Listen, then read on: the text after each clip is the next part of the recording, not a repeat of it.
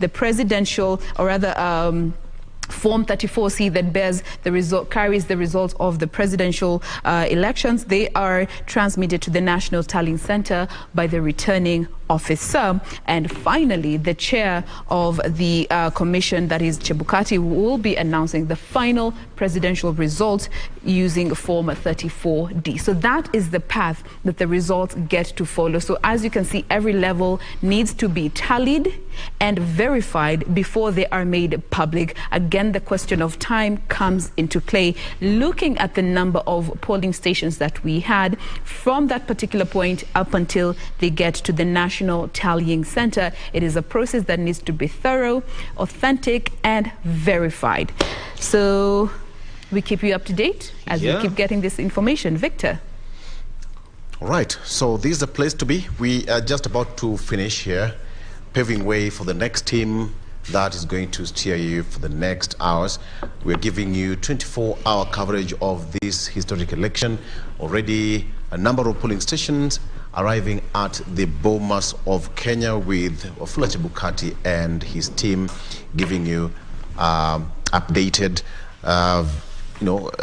figures, so that you can also follow that. Meanwhile, you can also go to the IEBC website or portal and follow that, everything that is happening there. You can also take a look at that, so that we dispense of all the fears and rumors milling around. My keyword is do not depend on what's happening on social media. We've had the discussion with Bernard, and clearly social media can play a very key role.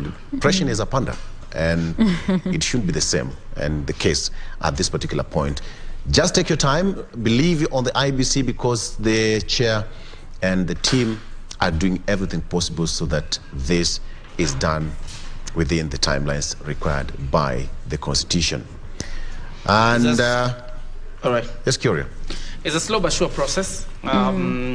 Looking at what the IEBC is saying, slow but sure process, and obviously it behooves all of us in one way or another to give IEBC ample time to do what they are doing, but probably also hope that our election will come out as credible. I think one of the African nations that have conducted a very credible election in the African continent is only Ghana. I think the election has been labeled as credible.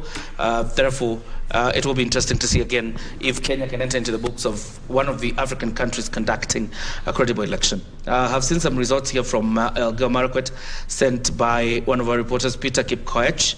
You have Governor Wesley Kipyego Rotich of UDA, who has garnered 147,705. The senator is Onesimus Kipchumba Murkomen of UDA, who has gotten 141,091. The woman representative will be Caroline Ngeleche, an independent candidate, who has gotten 104,928. The members of Parliament, KO North constituency, Adams Kipsanai of UDA, who got 26,560. KO South constituency, Gideon Kimayo of UDA, 35,881. Marakwet West constituency, Wakili Timothy Toroitich, an independent candidate, who got 27,803. And Marakwet East, David Kangogo Bowen has recaptured that seat on a UDA ticket, 16,185. That's as far as the results of West, that is Elgeyo Marakwet, look like. All right, you have live pictures from the Bomas of Kenya as the verification exercise continues. That is at the Bomas of Kenya, as the verification exercise continues at that center. It appears like there's a small break. They indeed actualized the break given to them by Wafula Chebukati. Let's see when they come back what it will be looking like.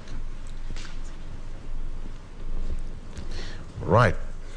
And just to mention that, remember Alex Tolgos